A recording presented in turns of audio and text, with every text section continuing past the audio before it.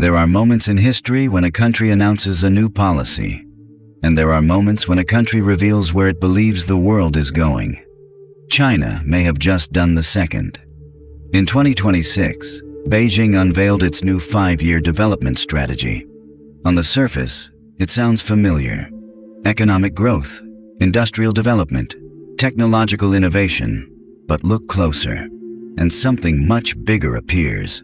Artificial intelligence, humanoid robots, advanced semiconductors, quantum technology, biotechnology, nuclear fusion, brain-computer interfaces, 6G aerospace, advanced energy. These aren't isolated projects. They are pieces of a much larger vision. A vision in which China wants to build not only the products of the future, but the factories, the supply chains, the computing infrastructure, and the technologies that make those products possible. And if even part of this strategy succeeds, the consequences could reach far beyond China's borders. Because this isn't simply a story about China. It's a story about who will build the next technological era. For decades, the global economy operated around a relatively familiar structure. The United States became a dominant force in software, finance, advanced research, aerospace, and semiconductor design. Europe developed major strengths in engineering, manufacturing, and industrial technology. And China became the world's manufacturing powerhouse. Factories multiplied, supply chains moved east, ports expanded, infrastructure exploded, and China became deeply integrated into almost every major global industry. But now, China wants something more. It wants to move higher up the technological ladder, not simply manufacturing products designed somewhere else, but designing the technologies, building the components, and controlling the industrial systems behind them. That ambition is at the heart of China's new 2026 to 2030 development plan. And one phrase keeps appearing throughout the strategy: technological self-reliance. Why is that so important? Because the technology race between China and the United States has changed. It is no longer just about who has the smartest scientists. It is about who controls the entire technological ecosystem. Consider something as simple as an artificial intelligence system. People see the chatbot, they see the interface, they see the answer appearing on the screen. But underneath that simple interaction is an enormous industrial machine. Advanced processors, data centers, electricity, cooling systems, networking equipment, specialized software, cloud infrastructure, manufacturing, and global supply chains. AI isn't just software. AI is infrastructure, and China increasingly understands that. That's why its strategy focuses not only on artificial intelligence itself, but also on computing power, data, advanced chips, software, and industrial applications. The objective is not simply to create another powerful AI model. The objective is to put AI into the physical economy: factories, warehouses, transportation, agriculture, healthcare, energy, and logistics. Imagine a factory where artificial intelligence doesn't just tell a human worker what to do, but controls machines, detects defects, predicts equipment failures, optimizes production, and continuously improves the manufacturing process. Now imagine thousands of factories doing it. That's when AI stops being a technological trend and becomes an economic force. And this brings us to one of the most interesting parts of China's strategy: robotics. For years, humanoid robots were mostly something we saw in laboratories, technology demonstrations, or science fiction. But the economics are changing. AI is becoming better at understanding the physical world. Sensors are becoming cheaper. Robotic hardware is improving, and China has something few countries can match: enormous manufacturing capacity. That combination could be powerful, because a robot is only useful if you can produce it, and produce it cheaply, and maintain it, and upgrade it, and deploy millions of them. This is where China's industrial base could become a strategic advantage. The future may not simply belong to whoever builds the smartest robot. It may belong to whoever can manufacture intelligent machines at massive scale. And China is positioning itself for exactly that possibility. But robotics is only one piece of the puzzle. China's plan also looks much further ahead. Quantum technology, biomanufacturing, hydrogen, nuclear fusion, brain-computer interfaces, sixth-generation communications, advanced aerospace. Some of these technologies may become enormous industries. Others may take decades, and some may never live up to today's expectations. That distinction matters. Because announcing a technology does not mean mastering it. A government plan cannot eliminate scientific uncertainty. It cannot guarantee breakthroughs. It cannot force a laboratory problem to suddenly become solvable. But it can do something extremely important. It can direct attention. It can direct funding. It can encourage universities to train researchers. It can encourage companies to enter emerging industries. It can build infrastructure before demand fully exists. And that can accelerate technological development. China is essentially placing bets across multiple possible futures. Maybe quantum computing becomes revolutionary. Maybe biotechnology becomes one of the world's biggest industries. Maybe humanoid robots transform manufacturing. Maybe fusion energy finally becomes commercially viable. Maybe 6G creates an entirely new communications ecosystem.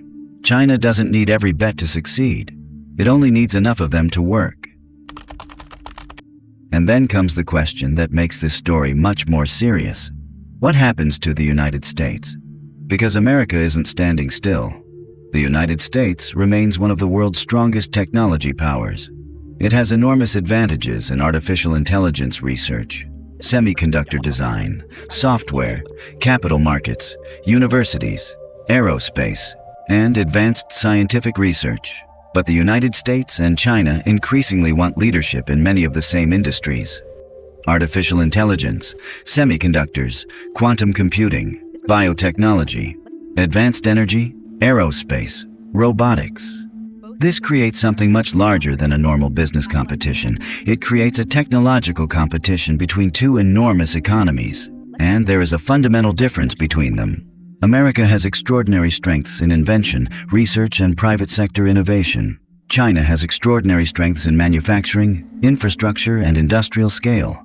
If those strengths continue to develop, the competition could become less about who invents something first, and more about who can turn an invention into an affordable product, and then deploy it around the world. Think about what happened with electric vehicles. The important story wasn't simply that electric cars were invented. They had existed for decades. The transformation came when battery technology improved, manufacturing expanded, costs declined, and production reached enormous scale. That pattern could happen again, but this time with robots, AI systems, energy technologies, advanced manufacturing, and potentially dozens of other industries. The country that can manufacture these technologies quickly and cheaply could gain enormous influence. Because technological power creates economic power. Economic power creates strategic power. And strategic power changes geopolitics. But there is another side to this story. The rise of AI and robotics could create extraordinary productivity. A machine can work continuously. AI can analyze enormous quantities of information. Robots can perform dangerous or repetitive tasks. Automation can reduce production costs, and if productivity rises fast enough, entire industries could become dramatically cheaper. But there is a question that governments around the world are still struggling to answer. What happens to the people whose jobs are transformed? If machines become capable of performing more tasks, some jobs may disappear, others may change, and entirely new professions may emerge. History has seen this before. The Industrial Revolution destroyed some forms of work, while creating entirely new industries. The Computer Revolution did the same. AI and robotics could represent another transformation on a similar scale. And that means China's technology strategy isn't only a geopolitical story. It could eventually affect workers, businesses, investors, and consumers everywhere. But there is one important reason not to believe every dramatic headline about China's future. China has ambitious plans. That doesn't mean every plan will succeed. Large-scale government investment can create waste. Companies can chase the same technologies. Markets can become overcrowded. Projects can fail. Scientific breakthroughs can take much longer than expected. and geopolitical tensions can disrupt supply chains. China has already experienced some of these problems. So the question isn't, will China accomplish everything it has promised? It probably won't. The real question is, how much of it will it accomplish? Because even partial success could matter enormously. Imagine if China becomes significantly stronger in AI, while simultaneously becoming stronger in robotics, while improving domestic semiconductor production, while expanding advanced energy, while building new aerospace capabilities, and while connecting all of those technologies to the world's largest manufacturing ecosystems. That is when the story becomes much bigger, because technological revolutions rarely arrive as one giant invention. They arrive as combinations.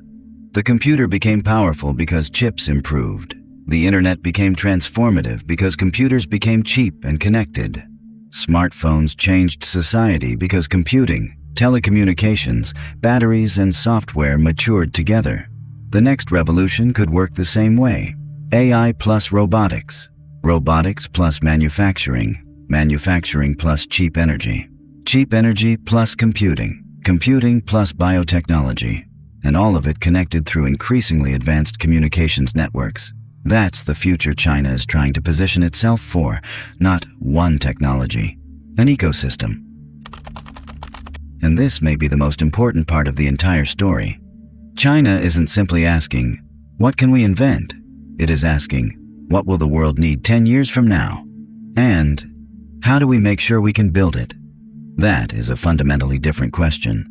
Because whoever controls the technologies of tomorrow may not simply sell products. They may influence the infrastructure of the global economy. The factories, the energy systems, the communication networks, the computing platforms, the transportation systems, and the machines that produce everything else. So, will China's new 5-year plan change history? Nobody can know yet. History doesn't announce itself in advance, but we can recognize when the pieces are beginning to move. China is investing heavily in artificial intelligence. It is pushing robotics. It is pursuing advanced chips. It is developing quantum technologies. It is expanding aerospace. It is exploring new energy systems. And it is trying to build a more self-reliant technological ecosystem. The United States is responding. Other countries are responding, and corporations are responding. The competition has already begun. The next decade may therefore be defined by something much bigger than the smartphone or social media, or even today's AI revolution. It may be defined by the moment intelligence moves from the screen into the physical world, when machines don't simply calculate, but act, when factories don't simply produce, but think, when energy, computing, and robotics begin reinforcing each other, and when technology becomes so deeply integrated into the economy that it changes what an economy itself looks like. China has now placed a massive bet on that future. Whether the bet pays off remains to be seen. But one thing is already clear. The race to build the future is no longer a prediction. It has begun.